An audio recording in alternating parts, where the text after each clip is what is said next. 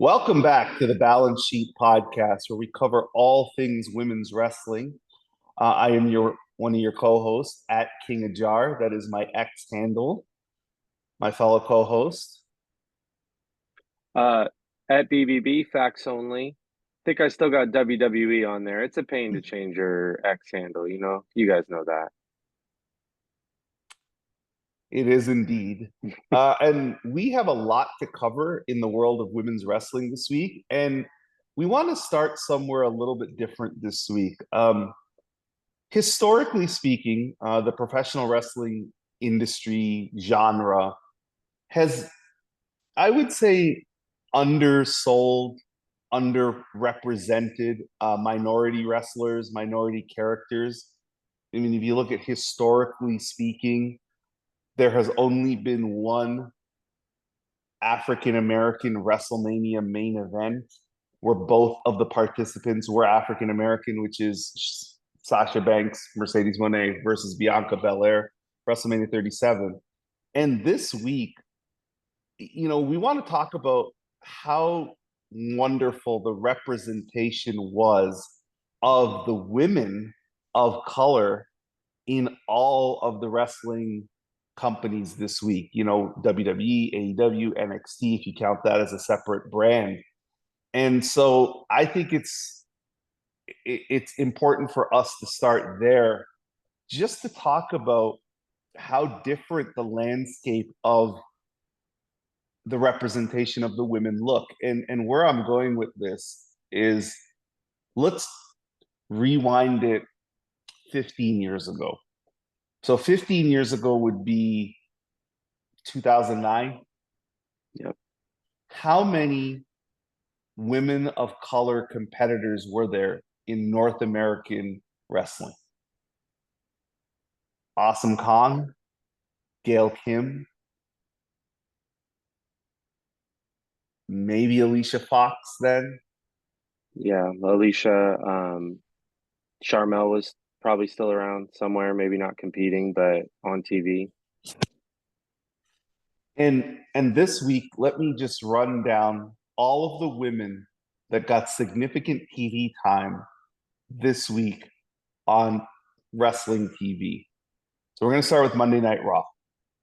You had Bianca Belair, Jade Cargill, who are the WWE Women's Tag Team Champions, versus Kairi Sane, Io Sky, who are effectively known as the Sky Pirates. They had a really good tag team TV Yep. match. For a lot of folks on the timeline, yes, it does really seem like Bianca and Io are wrestling soulmates and that they have just natural chemistry every time they step in the ring with each other. Subsequently, in the main event of Raw, you had Liv Morgan partnering with Raquel Rodriguez, another woman of color, Hispanic, versus Rhea Ripley, who is not necessarily a woman of color, but she is an international woman. She is not from the United States, partnering with Tiffany Stratton in the main event of Monday Night Raw. We fast forward over to NXT. You had the debut of Stephanie Vacour, who is a Latina woman. I believe she's from Chile. She had her debut match, set up the feud with her and Julia versus Cora Jade and Roxanne, which I believe that tag team match happens at Halloween Havoc. We go over to Wednesday night, AEW, an excellent TV match between the double champion and our favorite Mercedes Moné versus Queen Aminata in what I thought was a nice television match. And I know you'll have some thoughts on the length of time and where that match was placed, but I thought it was I have an opinion. it was a really good TV match that I think showcased both women well, especially Queen, who is not necessarily familiar to everybody in the North American women's wrestling audience. We fast forward over to Friday Night SmackDown, where you have Lash Legend, who had her debut on SmackDown. And I was shocked by this one because I did not know Lash Legend was now like an effective SmackDown competitor. I thought that was like a one-off deal with her and Jakara. But she had a very nice debut match against Piper Niven. She looked good. And what was great about that match is, and kudos to Piper for this, Piper allowed Lash to showcase who she was in terms of a competitor and how strong she is and how physically gifted she is. Because some of the moves she was doing to Piper, that's impressive. And the Super crowd was impressive. hot for it, and the crowd was into it. And in the crowd watching this were the WWE Women's Tag Team Champions of Bianca and Jade, who had a little bit of a heel edge to them, and we could talk about Yep. that in a sec. But they were setting up clearly a feud with Jakara and Lash, and I think that's awesome. So I was just so happy to see the diversity of the women's competitors across my TV screen this week.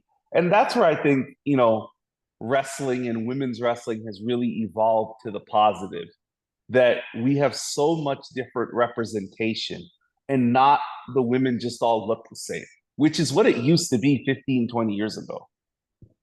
Yeah, for sure. 15 years ago, you name there are a couple competitors out there. I'll even take it 5 years ago. What I like about what we're seeing on TV with veterans, champions, up and comers, gosh, even 5 years ago, there was this idea that there were limited spots. Not idea, it was the truth. There were limited spots for minority competitors. And what that meant was they only need one person that looks like that, and it's sordid to even say it that way, but I'm just going to put it out there. And we're not talking about, you know, maybe women's wrestling fans, but just wrestling fandom as a whole. Like when Bianca was coming up, you're like, oh, well, she's too much like Sasha Banks. No nuance or anything to that because they weren't alike. And even if they were, there's a lot of wrestlers of background that are alike and maybe have similar gimmicks. So um, the topic wrestling's been way behind the curve on this for a long time. And again, that's just as recent as 5 years ago when Bianca was coming up. What I like about it is absolutely shouldn't be limited spots based on what someone looks like, what their background is. It's how good you are and what you bring to the TV. And so I really enjoy seeing like a Mercedes Queen Aminata match. um they killed it. Limited time. It did change probably what they were able to put into the match. We'll talk about that later. But you have Lash Legend and Jakara coming up, and there's uh, this space being made where there's much better representation, and it's not like an either or thing, which I never agreed with in the past. But again, you had that sentiment out there because that's what this fandom was used to. And I think breaking down uh, walls based on gender, which is what this podcast is all about. But additional to that is breaking down walls based on race. And, I think we've talked about it in the past.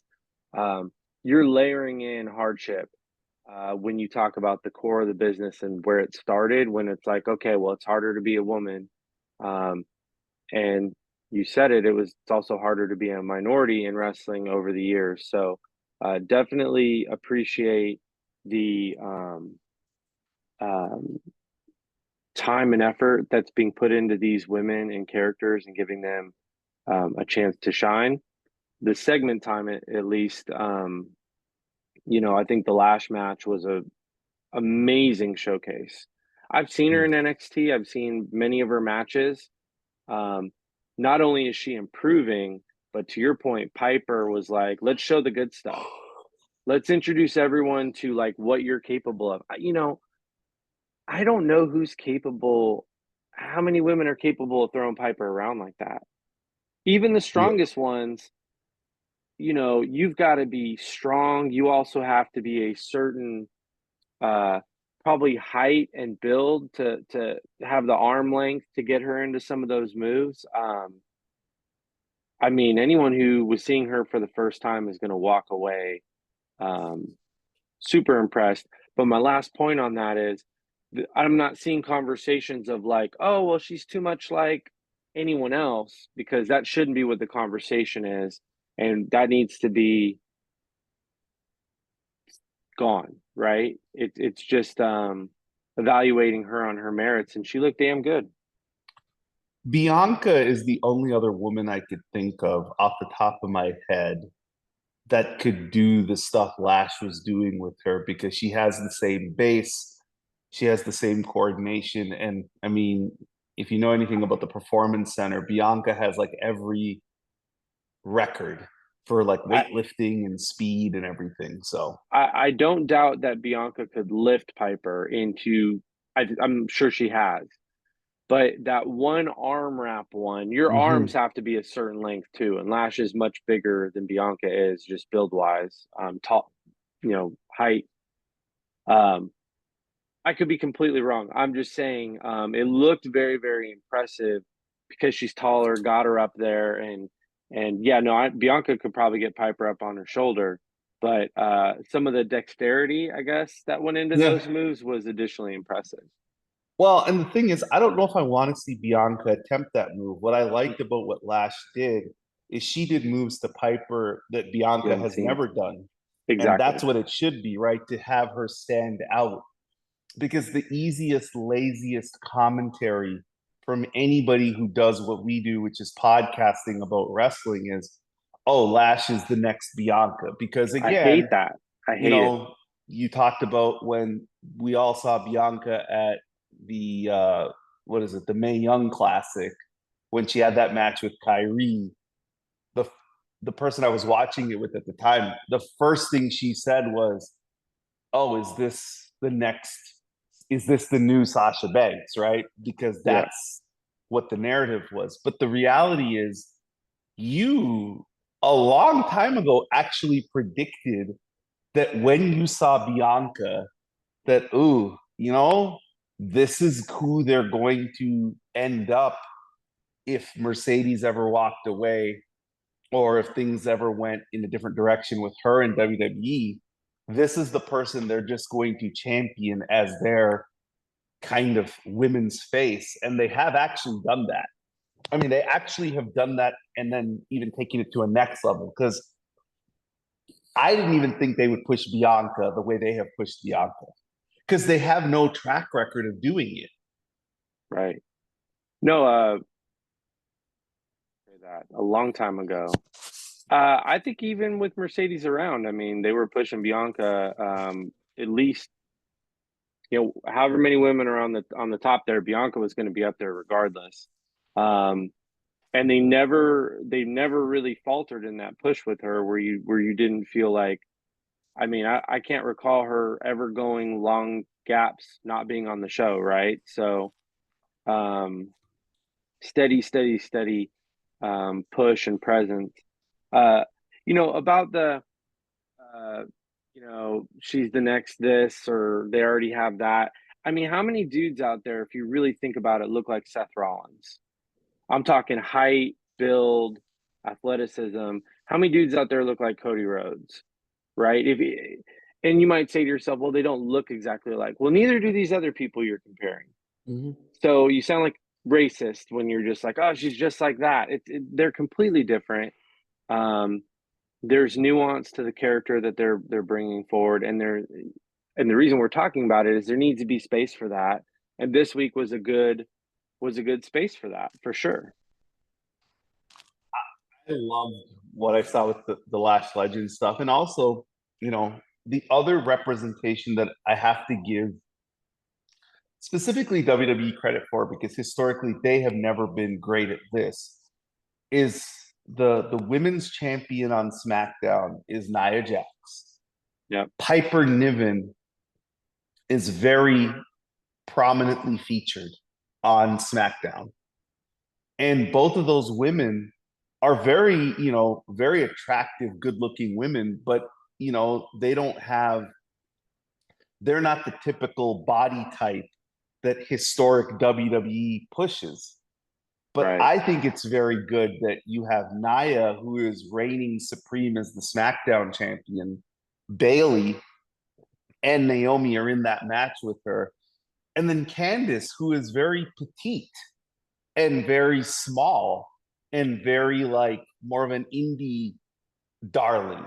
And if you look at those four women being in a prominent tag team match, they're also not the typical WWE historical. This is the type of women we push. We are long removed from at least the divas era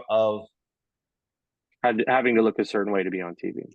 of John. I hate to mention his name, but John Laurinaitis picking women out of a Victoria's Secret catalog and saying, okay, yeah, you could be in WWE, you could be in WWE, because it was just about aesthetics and what he thought was beautiful, and that's who he picked. And now these are real talented women who can work in the ring or getting there, cut promos, have depth in their character, are doing different things. I mean, we didn't even talk about Michin, who was one of the most prominent women on WWE TV this year. She hasn't been on TV, I think, in a couple of weeks, but like that's what's really good about the talent that the women have. I mean, the WWE and AEW has. They have just a lot of depth in their women's characters, and I think that's really really cool. So we talked a little bit about it. Let me just get your opinion because you were very vocal last week that Tony, I need 12 minutes minimum. You didn't get it. I need you to announce when the match is going to happen. You didn't get that. I needed to be in one of the important segments. You didn't get that either. So, okay, you didn't get any of those three. You did get a good match, but you harped on this and you touched on it. And it's something that a lot of other people talked about on the timeline. So, why don't you take it away and tell us about your thoughts? Yeah, so Mercedes Moné, Queen Aminata. I'll start by saying excellent match, crazy good chemistry immediately between both women. I love the way the match was worked. They did everything that they could to deliver a great segment with the time that they had. 9 minutes for this match. 9 minutes buried, I think it came on 40 minutes after the show started. So not even in the middle of the show. I don't understand why you would continue to put Mercedes in a position where she's just like everyone else on the show. She is not. If I don't know Sasha Banks, I'm an AEW fan, or I'm new to wrestling, obviously gonna win people over with her aura, her ability to wrestle in the ring, but the price tag that you paid for her was because she's the greatest North American women's wrestler of all time. And you're not telling your audience that, neither implicitly, right? You're not treating her placement like a main eventer, nor are you telling fans, that she's the greatest of all time. And I get it that the TBS title is a TV title. I understand that. But you also have the second belt, which is not their belt. I also understand that. But we're now 7 months into it. She hasn't main evented. She hasn't even main evented. She's been on some of the smaller shows. She hasn't main evented those either. And at the very minimum, giving her a 10 to 15 minute spotlight that doesn't have a commercial that's 4 minutes wedged into the middle of it. So that's the other thing. You named all the things I was mad about. Also the commercial break. It's like signing a pitcher who has 5 pitches. They've got the best fastball in the world. They can throw other pitches, and you just keep sending them out there, and you never call the fastball. Like, let her throw the fastball. Give her match. Jim Ross said it. He works for AEW. Giving her any stories. She's going from pay-per-view to pay-per-view since the Willow, which was her story, not an AEW story. That was a Mercedes story. Mm-hmm. Stephanie Becker, oh my God, that's a Mercedes story, not an AEW story. We got a story with Britt, the build there, but it was a one and done, which is fine. But then they go, Sheeta, she's just kind of bouncing to too many things. I hope the Chris thing is a real story. That's one thing. But then you got people Ray about, oh, that match did nothing for Queen Aminata. I disagree. She looked incredible in there, and she went more than 50-50 with Mercedes for 6-7 minutes. I think she got more offense in until the ending run there, and she looked like $1,000,000. If we're going to criticize that, and Bully Ray knows this, what can you do in an 8-minute match, 9-minute match that has a commercial in the middle?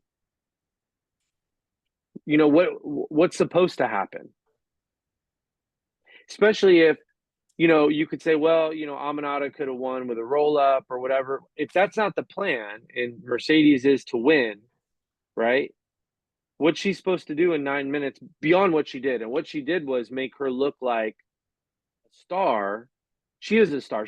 I'm not saying she made her look like, she let her shine like the star she is. Gave much more offense than people in Mercedes' position usually give. That's Mercedes. She always does that. But no, I mean, I'm frustrated. We get these dream matches, and we've been waiting on that one for a while, and they didn't disappoint. They were incredible. That would have been a great 15-minute match. I mean, you're talking A+ right there. I just don't understand what Tony's game plan is with her. You're buying a commodity high level and letting it depreciate on your own watch. And again, I'm as big of a Mercedes fan as there is out there. She's not going to depreciate with her fans, so she'll always have a level of value, because we get that 9 minutes with someone good and we're like foaming at the mouth, so happy to see her greatness. But you're not going to win new fans putting her on TV 7 to 9 minutes a week in that Yeah. spot. You're not. And you're not going to bring over the WWE fans No. of hers like us, who are like maybe not necessarily as big into AEW, but okay, they get Mercedes. Now we're going to watch AEW. We're going to pay attention. I have a couple of different thoughts. Number one, do you count PIP as the commercial? Yes. Okay. Because the reason I didn't bring it up at the beginning when I led to you is I don't know how I look at that, because it's kind of annoying. Like, it's not a commercial because I see the match, but it is a commercial because I hear it. So it's almost like distracting to me, and I don't pay as much attention to the match, but I try to. I don't know if Tony really knows how to book a wrestling show. I know he knows how to book matches. He knows Right. how to do that. He can give you every other dream match under the sun because he seems to do that. But what I don't understand is he has a very cold product. I know he got the TV deal. We gave him his flowers. He deserves that.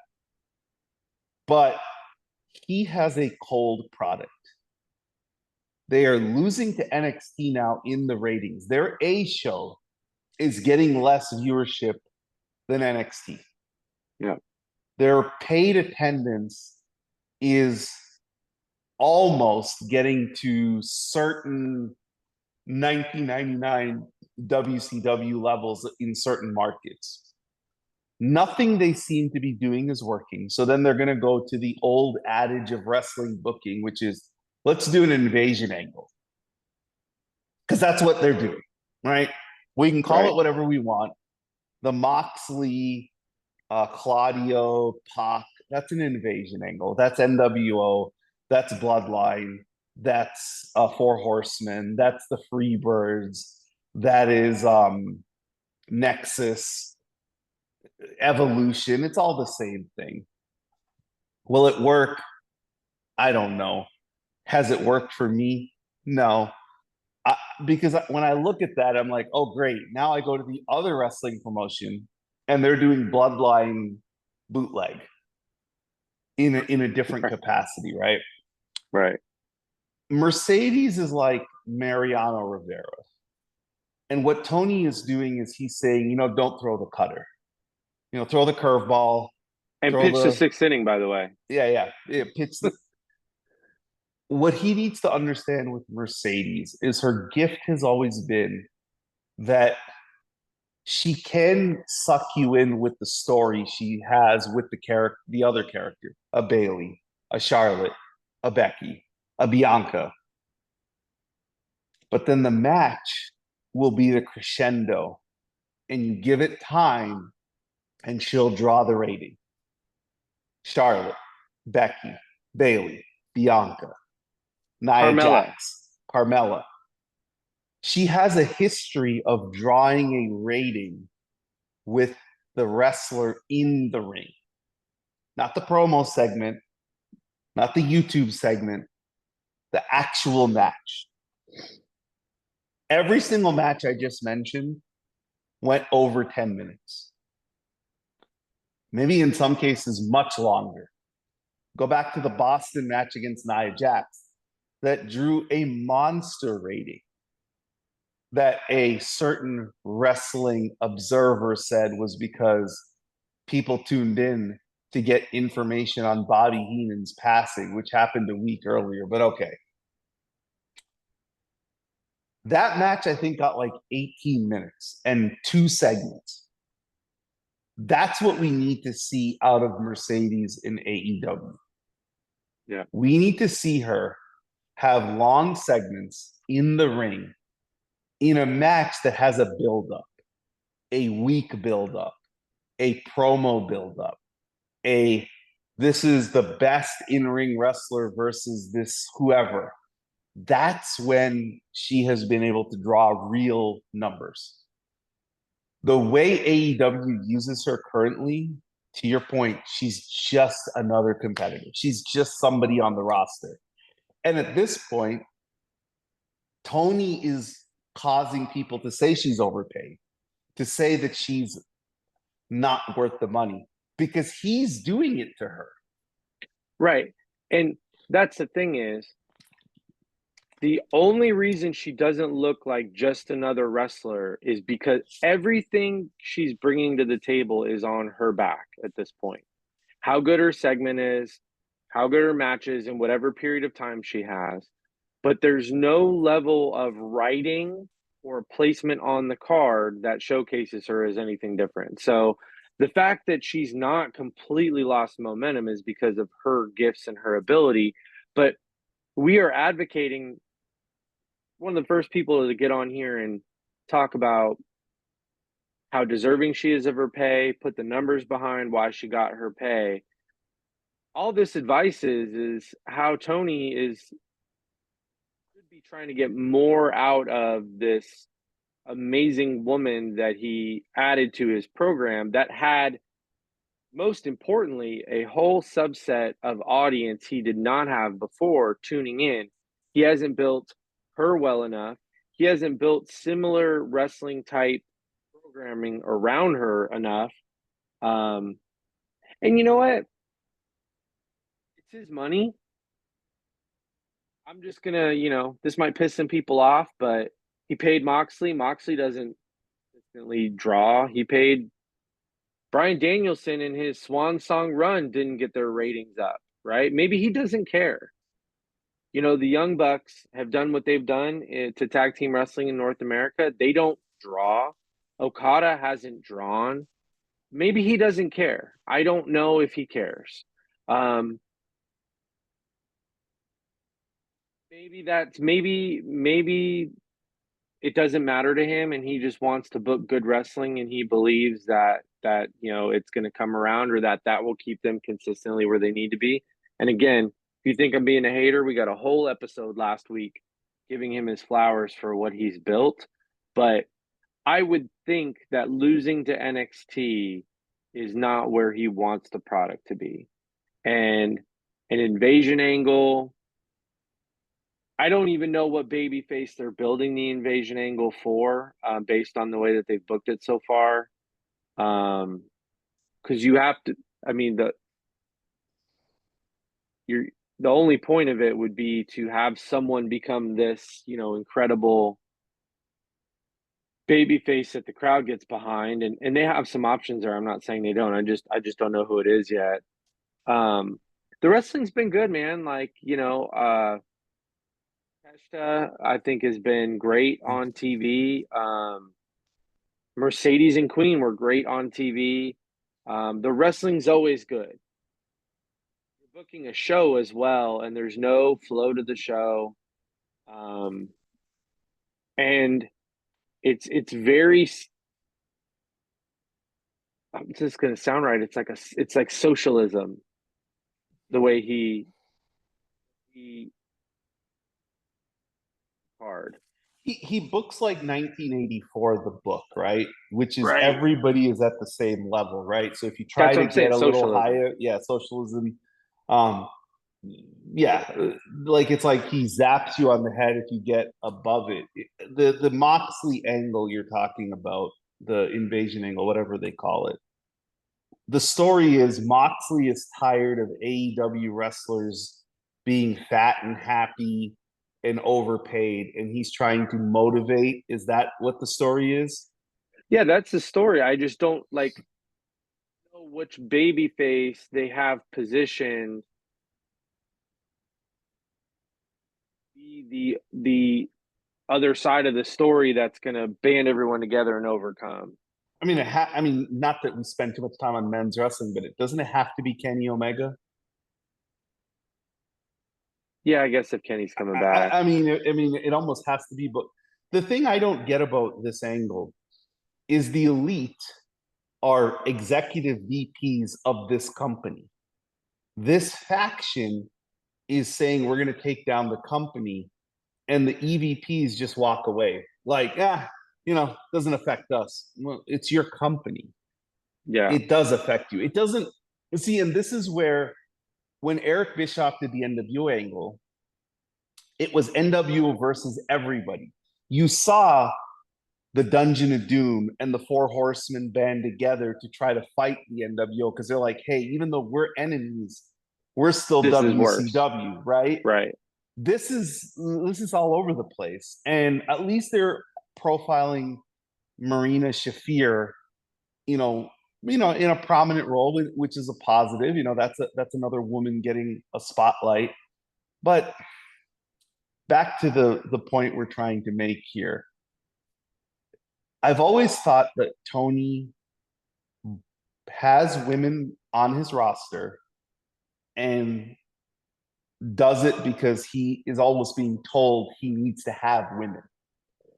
But I've never seen him consciously put a sustained effort into women's wrestling. He'll do it for 2 months and then he'll drop off. He'll do it and it'll drop off. And he has Mercedes, who, no matter what you think about her, has always produced a great product in the ring and has a character people have always gotten behind, whether they love her or hate her, cheer for her, don't cheer for her. Sasha's ratchet. No, she's not.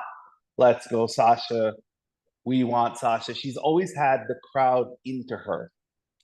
And he has managed to kill that too. And I I wouldn't don't say kill. kill Yeah. it, but he's neutering it. Let me not say kill it, but he is neutering it. But it's only going to get worse if it doesn't improve, right? Like if he continues down this arc, it's not going to get better. And Yeah. I And she should wonder, go go ahead, ahead. sorry. No, no, no. Go ahead. I was wondering, what is the plan with Chris, right? Like, what are they going to do with Chris? Because Jim Ross said it, you've said it. She has yet to have a story in this company. She's had a lot of matches, she's had a lot of TV time, she's been prominently featured, but she doesn't have a story. And even the Brit story, what was the story? I was here first. Who Right. cares? So, Yeah. like, that's where do you think the Chris thing is going? Because I don't know. Yeah, what I was going to jump in and say was if she's just going to beat every woman in AEW in an 8-minute match on TV or a 12-minute match on pay-per-view, and that's the only thing that she does, 8 minutes on TV, 12 minutes on pay-per-view, he's not going to get everything he can get from her. The other weird thing is Camille's been aside since July. Camille barely wrestles, and again, that goes back to a lack of investment in women's TV time. He did a really good job with, excuse me, Mariah and Tony over the year, and Willow and Chris had plenty of time too. But it's very inconsistent, like what you said. And here's my biggest thing that I'm going to call out: until you put women, I don't care if it's Mercedes, put Mariah May on the spot. Until you main event the women over the men, big spot, I'm going to believe that you don't believe that they're equal. And the reason I say that is, it says every right thing about Mercedes public. I signed one of the greatest wrestlers of all time. You mean one of the greatest women's wrestlers, Tony? No, she's one of the greatest wrestlers of all time.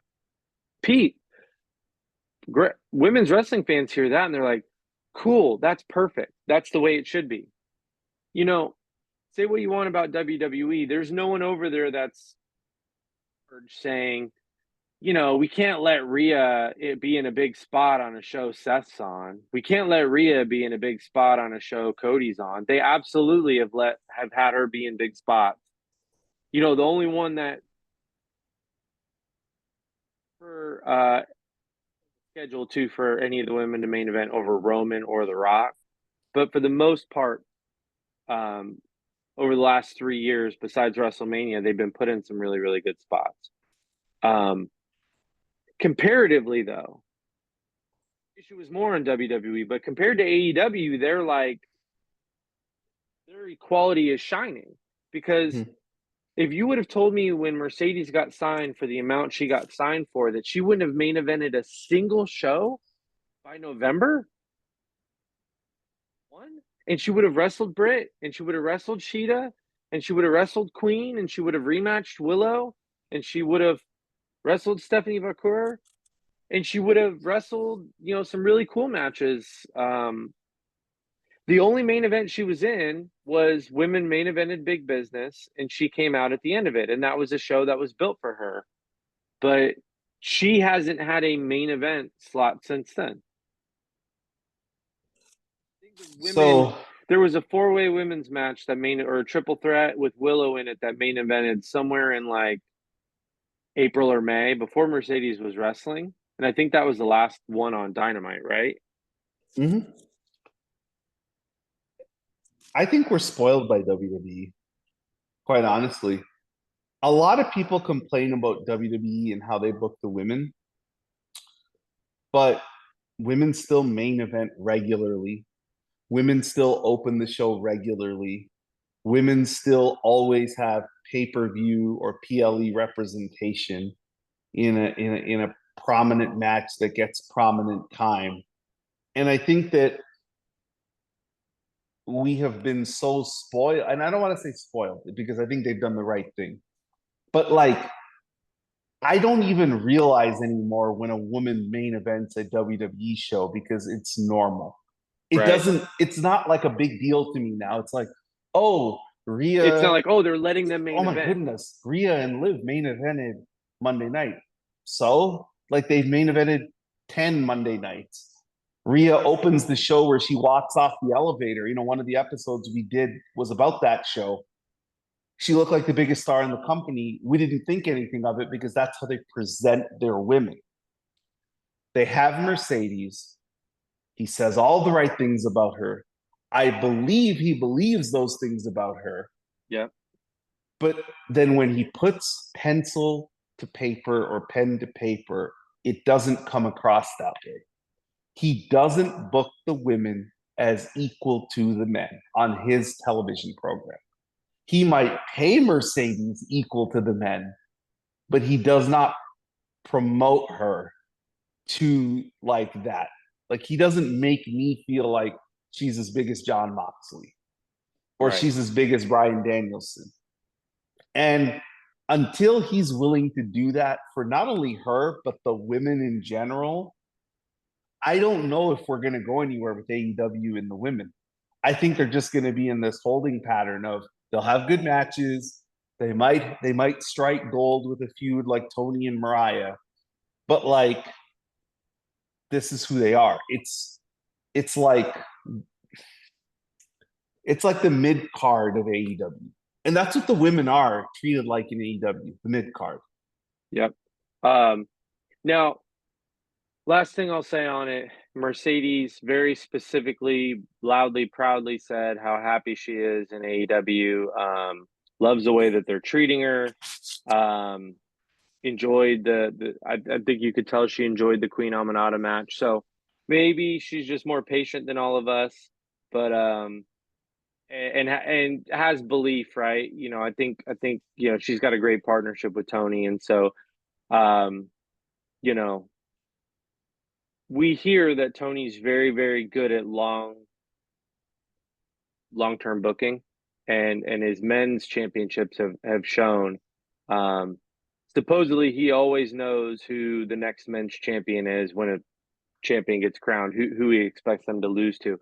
I'm a big proponent of that because I think who you lose to is just as important as your reign. I've said that a bunch of times. So there's a chance that he's sitting down with Mercedes and she knows who her all-in Texas opponent is, and she has some idea of when that build's going to start, and uh, she knows what opportunities are ahead of her. Um, that could be the case, or he lets her be so dependent that she ain't stressing it too bad. Because what I will lining up for 80s on the NJPW side of things, sadly, happy and sad. Sadly, is extremely more exciting than what we've been getting out of AEW, right? We're going to get a show on December 15th in Long Beach. There's an eliminator match coming up in November for that. Rumors are, it could be Hazuki, Starlight Kid. Starlight Kid would be, and I think she'll main event that show. Then you've got two shows in Japan that it looks like she would be on. Historic X Over. Is that the one of the shows in Japan? Yes. Yep. And then Wrestle Kingdom. And then there's a Battle in the Valley on January 11th. So Yep. from December 15th to January 11th, I think we could get 4 New Japan Mercedes matches, which would be literally Christmas. And the reason I say it's sad is because we know she's going to be spotlighted in a way where she looks like the biggest star on the card, as she is. And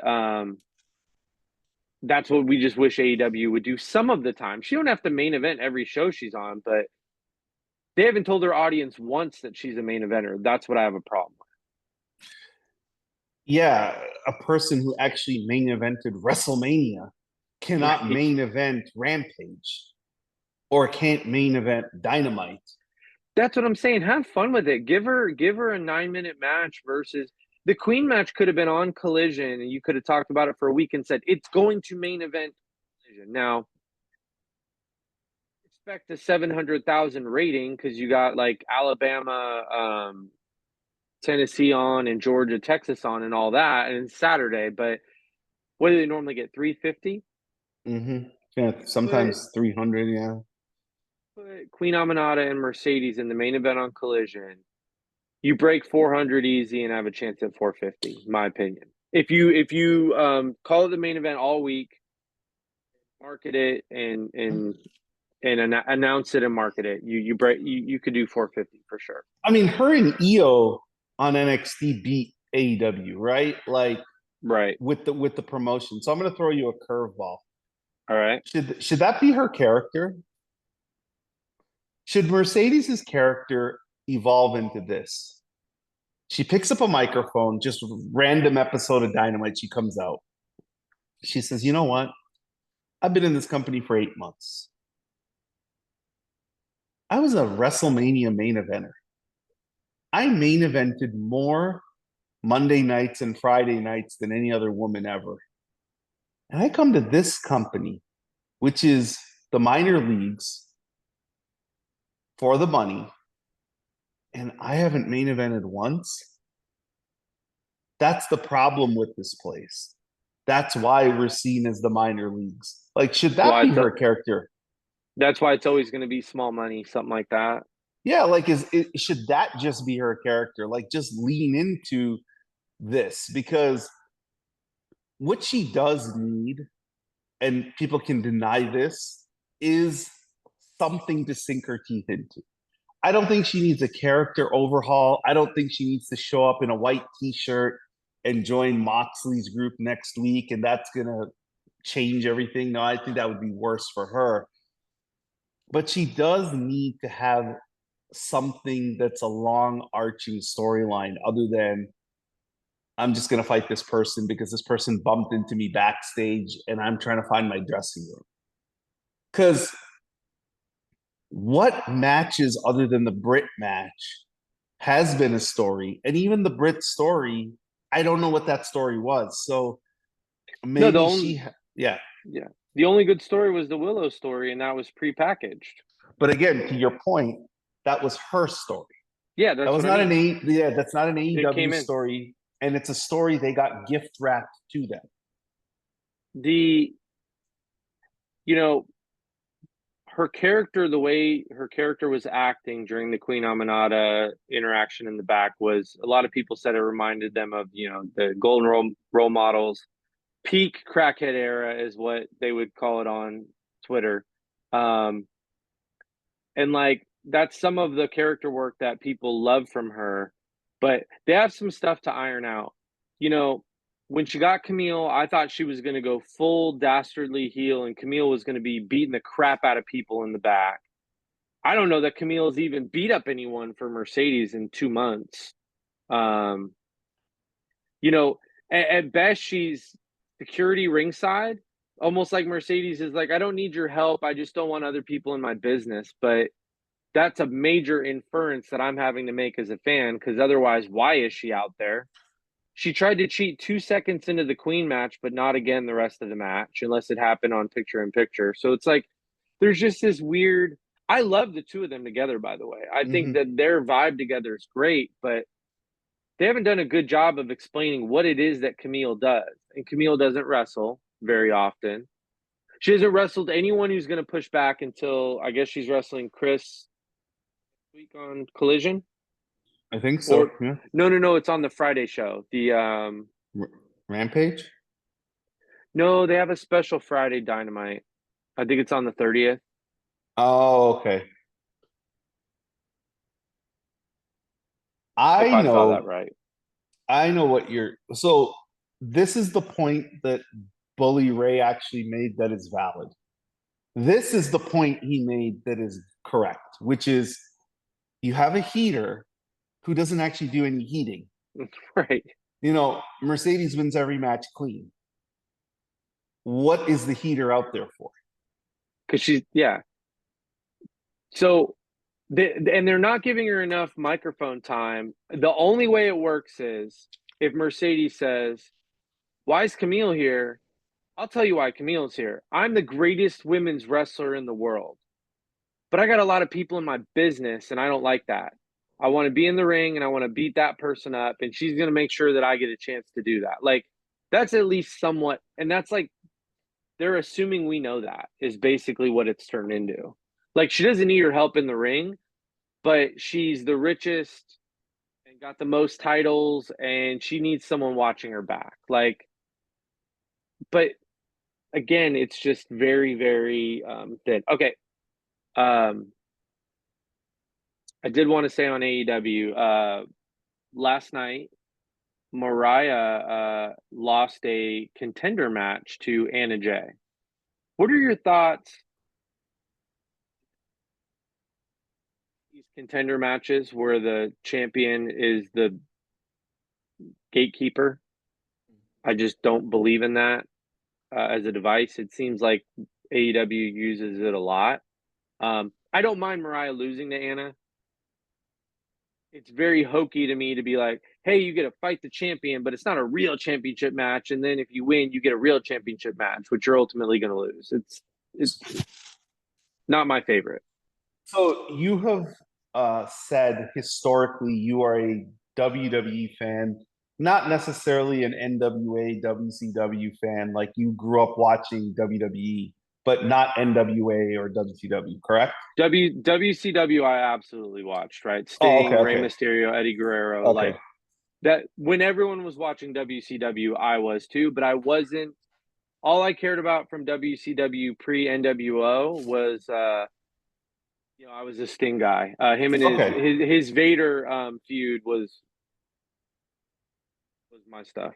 White Castle of Fear, one of the all-time interesting stipulation matches. So pre-WCW was NWA, Jim Crockett Promotions, Dusty Rhodes as the booker. That's a Dusty Rhodes booking, which is the next challenger will beat the champion in the non-title match and then lose the title match. I Tony hate it. Khan books like he is part of Jim Crockett Promotions. I have said this from the time we started this podcast. I know my wrestling history. Tony Khan books like Jim Crockett, like Dusty Rhodes. That's how he books. So I am not shocked by it at all. Now, the question is, do I like it? No, because the champ shouldn't lose and then win because I've already seen the champ lose, but they didn't lose the belt. The champion should be who you aspire to get to, Right. not the gatekeeper. So if Anna Jay beat another woman and the winner of that match got the title match at Mariah May, fine. But the UFC doesn't say, you know what? You fight John Jones in a non-title match. And if you can beat him, then you get the title match. Exactly. It doesn't work that way. Because the reason I have a problem with that style of booking, historically, there are times in NWA where the champion won the match. So now you've pretty much neutered the next person. I didn't like it, and I hated that it was like the banana on in the tailpipe way she won the match too. But Yeah. now I know Mariah is going to beat Anna Jay. I know she's going to beat her. Right. I don't like that. I want to think Anna has a chance. Yeah. So if Anna went on like a hot streak, and like if Anna beat Tony Storm, I'd be like, ooh, okay, we got something here. But she's not going to beat Mariah. I don't know. That's just the way Tony books. And I know you don't like it and I don't like it. But again, that's how he books. He books like old school NWA, which is why I've always had a problem with him booking women because old school NWA didn't really book women and they never did Yeah. anything with women. I would much prefer storyline device of Anna and Mariah cross paths. Anna challenges her, and Mariah says, "Who have you beat? You know what? I'll beat you up, but you're not challenging me for my title. But I'll give you a butt whooping." And then Anna beats her there, and it's not so tongue in cheek like beat me and then a title match. I think that's just you nailed it. Wrestling should be booked as though there are real grievances and or real athletic achievements trying to be achieved, right? It's one or the other. We either hate each other or we're trying to be the best of the best.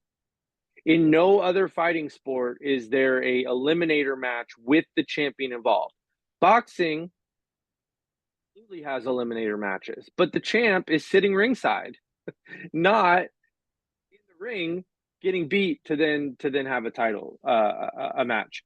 You brought up Tony Storm. She was in Japan. Who'd she wrestle in Japan? Why is it escaping me? Mayu, right? Yeah. Yeah. And then she was in Mexico and she wrestled on CMLL, I think on Friday, um, against La Catalina Garcia. Two things. CMLL made her black and white on all the digitals, which I thought was super cool and just shows you how over Tony has become with that gimmick. And two, La Catalina Garcia, I think I said it on one of our early episodes. Big believer that it's one of the all-time fumbles by WWE. Not only letting her go, but the way that they did it, I think was a big smear. At least it got out there how poorly they were Mhm. treating talent. But she's the one who, she was their youngest signee ever, at least on the women's side. They brought her here. She's also from Chile, I think. Mhm. Um, and basically left her stranded without a visa in Florida, and she had to leave within like 3 days of finding out she didn't have her job at WWE. But for anyone who's not kept up with her, she has carved out a fantastic role in CMLL. She was one of Stephanie's rivals when Stephanie held the belt down there. Very, very good in ring. I think she's still only like 2 or 23 years old, but I don't keep super close to CMLL, but I believe she's their top baby face in the whole company. And all the way around in a big circle, she beat Tony. Tells you how Mhm. well she's doing down in CMLL. She beat Tony, beat her clean, I believe. So that's one to keep an eye on. I really, really, really would love to see Mercedes wrestle her. That would be the preferred CMLL match for me. Um, if Mercedes were to go down there. And transitioning back to Tony, uh, I think, number one, PWI, happy for her having to ditch your dream in WWE and just leave because you were so unhappy that you just I can't be here anymore. Um, Doing what's best for her, which I'm sure was a hard decision, and being able to rebuild herself in AEW and now be, the number one woman in the world per this magazine. And whether you agree with it or not, she's absolutely in the conversation. Bravo to her. Kudos to her. Some of the best character work in all of wrestling over the last year plus. So it's funny. That was going to be my next segue. I wanted to get your take on the PWI. I have the top 20 in front of me, and I can read it off. But the the Catalina story and how WWE dropped the ball with her and how they treated her was actually the hope that every AEW fan had for Stephanie Vacour not going to WWE. That was Right. like the hope. Like, okay, well, this is a person who Stephanie knows and is close to. She's probably telling Stephanie how they treat her, blah, blah, blah. She'll go to AEW. And lo and behold, not only did Stephanie not go to AEW, to be fair, she treated every other promotion the way the WWE treated Catalina to go to Right. WWE, right? Yeah. But yeah. What one thing real quick? I'd love to hear the top 20. We'll talk about it real quick. One last thing on Catalina. Props. Um, I, I just think she's going to have a really, really great career. She wrestled her last match with Stephanie. They had like a blow off match. It was right before Stephanie left. She had a cyst burst or something like that in her abdomen and had like a major medical thing happen during the match and finished the freaking match. She didn't know what happened, but when they checked her over backstage, I think she had emergency surgery that night or the next day.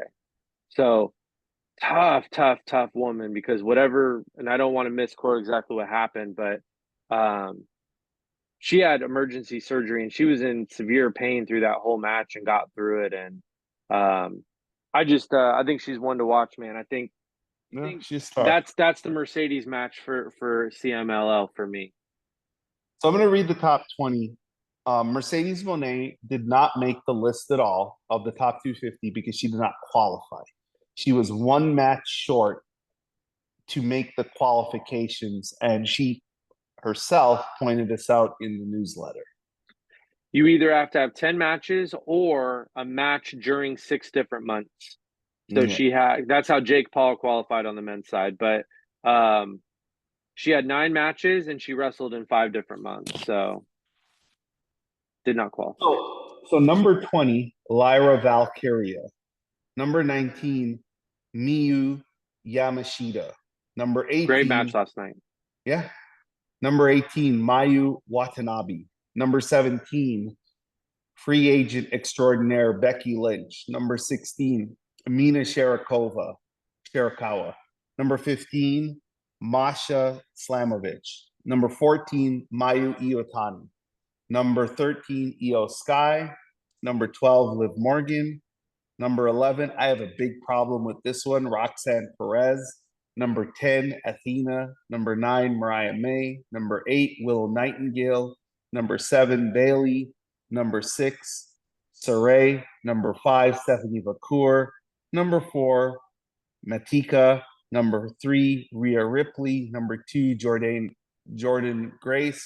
And number 1, as you just mentioned, timeless Toni Storm. Who was number 3 again? Sorry. Rhea Ripley. Okay. I got major problems with it as well. Maybe next week we should give our top 10. One of the weird things about the top 10, and I'm sure there's a reason for this. No one in the world thinks of their year as October to September.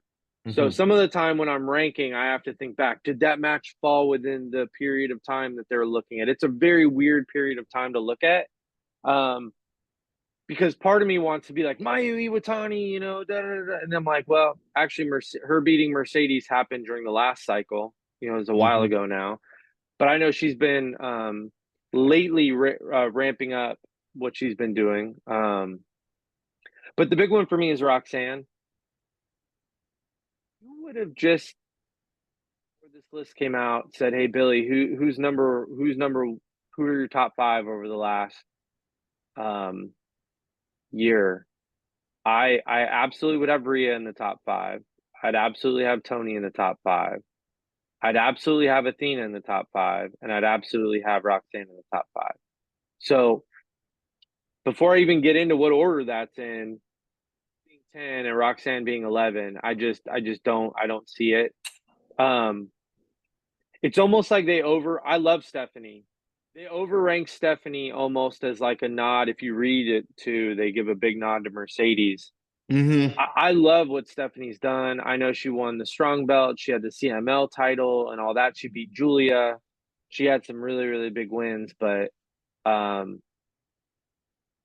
think if you're going to rank Stephanie that high, what's your excuse for having Mayu that low, right? Because the excuse on Mayu being low would be, well, booking and stardom is part of this, right? Am I wrong to say that part of what they think about is, like, Mercedes will rank high because she's got 2 belts. Her booking is immaculate. I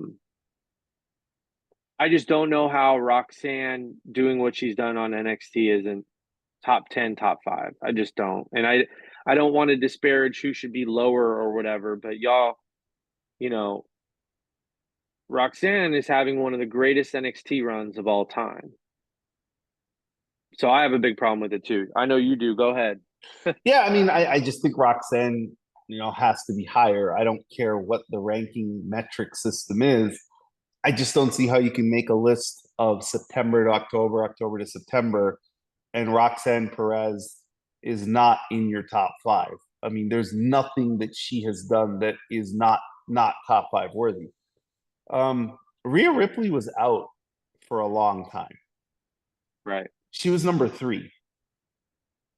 I'm a huge Rhea Ripley fan. How does that work? Like Rhea Ripley took the whole summer off.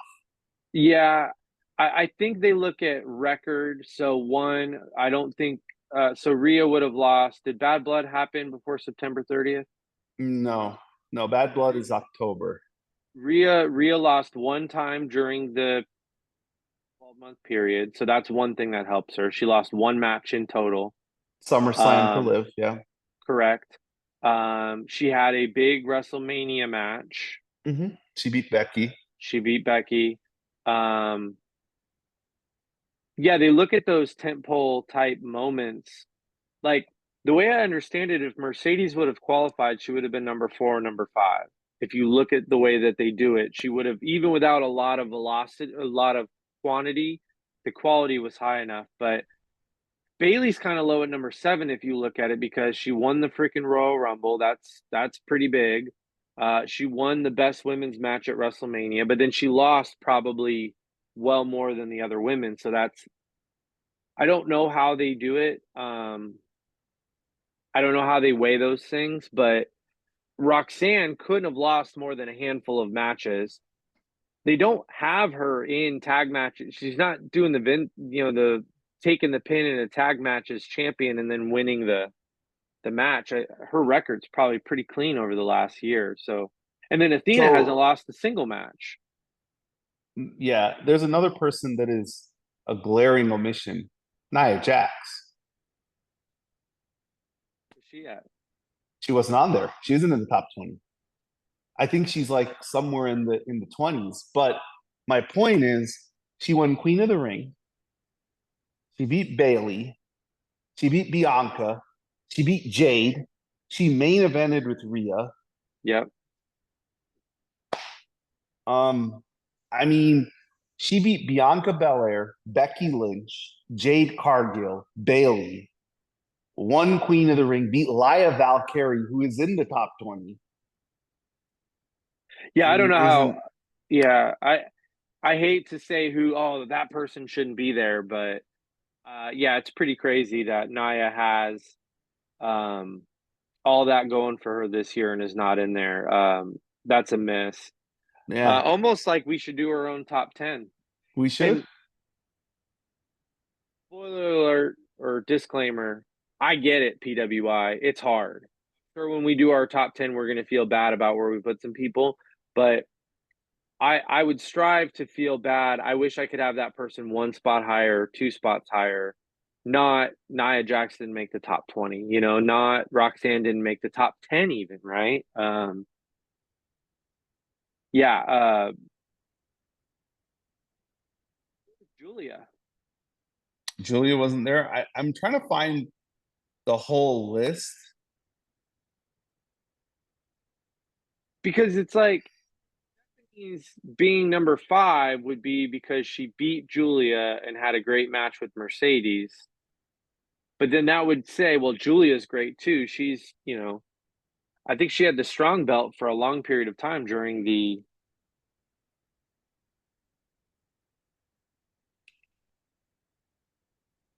Yeah, I can't find a list here past 20. All right, well, um, let's probably a little deep for us to get on one episode, but we could each do our top 10. Tune in next Yep. week. Yep. So before we wrap up, next I don't what is on the agenda for women's wrestling next week? Other than we're gonna get Halloween Havoc next Sunday, which is gonna be the debut of Stephanie and Julia as a tag team. Yep. Um, the Camille Chris match is October 30th, I think. So it's the week after next, which it's good that he's starting to announce some stuff further out. So hopefully next week we get a Chris, Camille, Mercedes promo in ring, something or other to put some heat on that. I'm interested to what they're gonna see, what they're gonna do. You can have Camille lose already to Chris, so that to build up Chris from Mercedes. I mean, Camille hasn't beat anyone of value in. God, that sounds terrible the way I said it. Let me correct it. The women that Camille has beat are not regulars on the show, and so the fans would not see her as built to a certain level yet. She's had squash matches only, right? Um, so I don't know how you have her lose her first match of any importance whatsoever. But I also don't think that they're going to have Chris lose. So hey, you know what? When we don't know what's going to happen, the story gets more interesting. So at least that's a direction we're going. The other thing is we didn't talk about it, but Candice beat Bailey. Yes. Candice beat Bailey. Candice is maybe the new Tiffany to Nia Jax. I thought that that was an awesome way they set it up where Candice said, "Hey, heard you're looking for a partner. I'm a champ. You're a champ. Let's team up." Nia was like, "Ew, like I don't want to team up with you, but if you mess up, I'll end you in less than 3 minutes." And then Candice won on her own. Like I thought that was the best part of the whole story as we wrap here, which is Candice won with Indy's help, but Nia was on the outside. And when Nia got up, she's like, "Oh my goodness, like she won." And Yeah. I wonder if that's the seeds that are going to be planted where Nia is going to go to Tiffany like, "Hey, I can replace you." Yeah. So the reason I bring it up is so we got Crown Jewels coming up. So that's going to be Liv Mm-hmm. versus Nia. Um, are there any other women's match on that card? I think we're going to get Rhea versus Raquel. Okay. I And then think so. and then they are doing a very, very good job having the women's storylines kind of spill over. You know, Naomi and Mm-hmm. Bailey are very much in the orbit with Tiffany and Nia, and now Candice and Indy and Bianca and Jade and Sky Pirates and Jakara and Lash Legend. It's not obvious who the pairings would be, but War Games is coming up.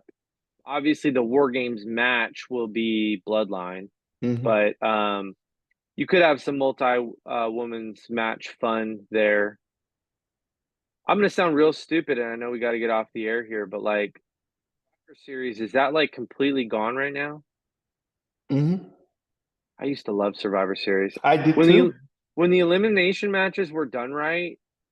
It was a spectacular way to book the hierarchy and kind of catapult a couple people forward, right?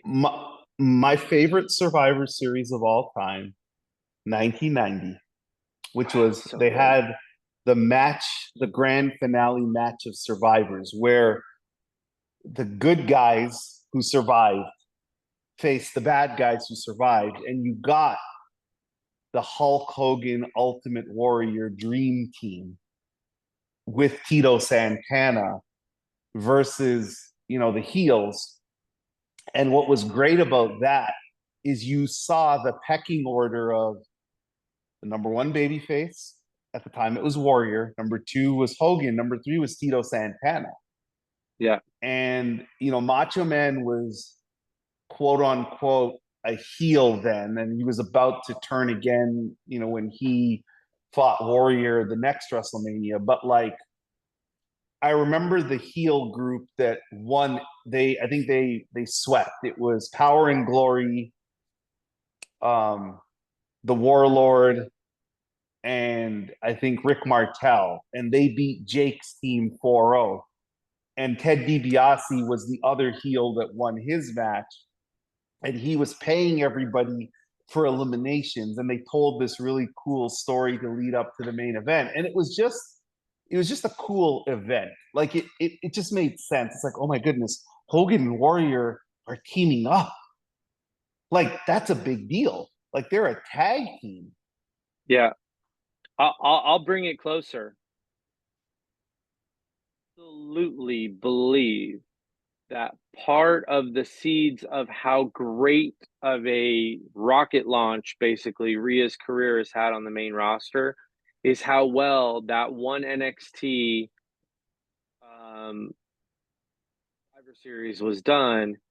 And far be it for me to give a lot of props to Sasha Banks, Mercedes Moné, but that was beautifully. A lot of people wish that Sasha won, but they made Sasha look like the ace in the Mm-hmm. world with what it took to beat her.